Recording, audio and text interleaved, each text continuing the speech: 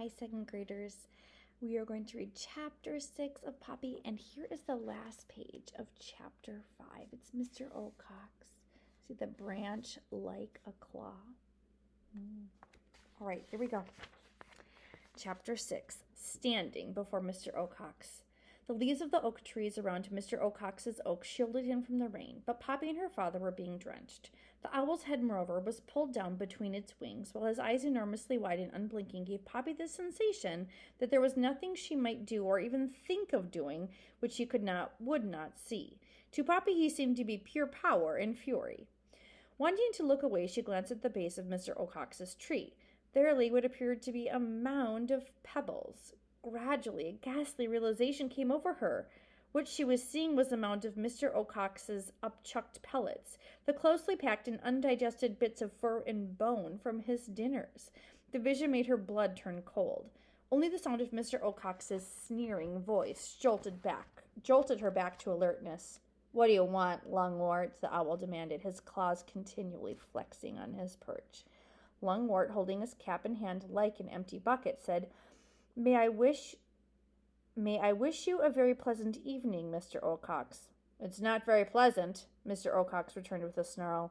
"No, well, you're absolutely right there, Mr. Ocox," Lungwort replied, straining to sound jaunty. "But April showers, as the song goes, bring May flowers, and Mr. Ocox clacked his beak. "Lungwort, it's summer. Did you come here to sing me idiot songs, or do you have something important to say?" "Well, in fact, I did bring—" "Hurry up! I have not eaten my dinner yet, and I'm hungry." "Well, yes, of course," Lungwort said. "I understand perfectly." Lungwort hastily put on his hat, not noticing until too late that it was filled with rain. Water cascaded all over his head. With a nervous shake, he fumbled to unroll his speech paper. Before he could get it out, Mr. Ocox's eyes grew bigger. "Who's that?" he demanded as he moved his head about to bring Poppy into better focus. "Forgive me," Lungwort said. "I've been rude. This is one of my dutiful daughters. Poppy, step forward. Look up. There's the good mouse. Mr. Ocox, may I introduce Poppy to you?" Prodded by her father, she stepped forward gingerly. All she could see was Mr. Ocox's eyes. She felt not just looked at, but attacked. "Poppy, eh?" he growled. "I think we've already met." "One of my sweetest," Lungwort offered. Mr. Ocox ignored him. Instead, he said, "What happened to your nose, girl?" I scraped it." "A close call, I'd say." "Yes, sir." "Little girl mice should be more careful." "Yes, sir." "Do you understand me?" Poppy longed to run away. Lungwort nudged her. "Poppy, dear, Mr. Ocox asked if you were understanding to him." "Yes, sir, I do," Poppy squeaked with a bob of her head. So here they are. I don't know if you can see that. And then there's Mr.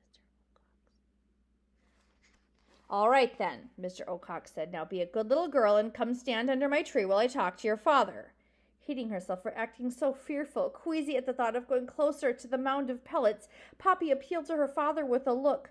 Lungwort, however, only nodded. "Move it!" Mr. Ocox snapped. Averting her eyes from the pellets, Poppy crept toward the tree, the flag dragging behind her. But when she reached the spot, she was unable to resist the fascination of the horrible mound. Once she looked, she caught sight of something that glittered. "All right, Lungwort," Mr. Ocox said. "Let's hear what you have to say." "Thank you, sir, thank you." Lungwort held out his piece of paper. Now the thimble full of water, as well as the rain, had drenched it. All the same, he tried to read. "Whereas Mr. Ocox, Great Horned Owl, ruler of Dimwood Forest region, who out of his kindness and wisdom protects all members of the Deer Mice family. Whereas, said the family of Deer Mice living in Grey House, in return for Mr. Ocox's protection, have agreed to ask his permission whenever they wish to move about. Whereas the Deer Mice family, having grown so great in numbers, need a second place of habitation, so as to maintain and enhance their lives with sufficient food. And," Lungwort paused to shake the paper. "And what?" Mr. Ocox demanded. "The paper is somewhat wet," Lungwort apologized. "So is the style," Mr. Ocox observed. "Go on." Lungwort cleared his throat and continued to read. "Whereas Mr. Ocox, protector of deer mice, is famous for his kindness, generosity, and compassion. Stop!" "Yes?" "Repeat that." "What?" "The line about me." "About kindness, generosity and compassion? Right. I like it. That's well written. Yes, thank you. I wrote it.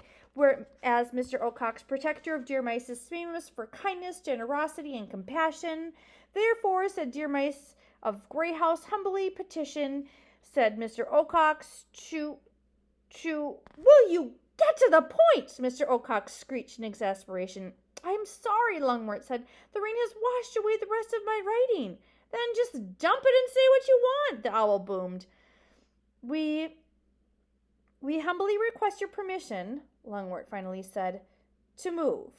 Move? Yes. Why? I said we are too many. We need more food. Where do you want to go? To New House. First, Mr. Ocox blinked.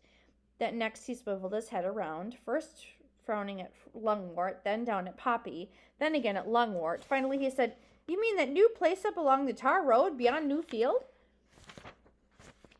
Poppy thought she heard something new in Mr. Ocox's voice. She tried to grasp it. Yes, sir. Mr. Ocox hesitated. Well, have you ever been there? Now Poppy was sure. It was uncertainty that she was hearing. Have you been there? Mr. Ocox demanded shrilly. Well, the truth is, Lungwort said, my friend, Mr. Yes or no? The owl screamed. Well, no, not exactly. But my friend told me it would make an excellent source of food for half my family and Lungwort, Mr. Ocox interrupted. I forbid you to move to New House. What? Lungwort gasped, flapping the rain away from his face with a paw. The word had all but stuck in his throat. Permission denied, Lungwort. You cannot move to New House.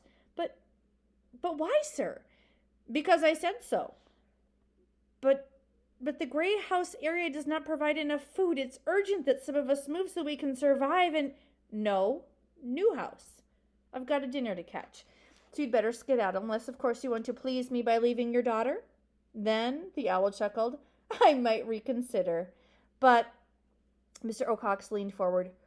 Woo! Woo! He wailed in his loudest but low voice.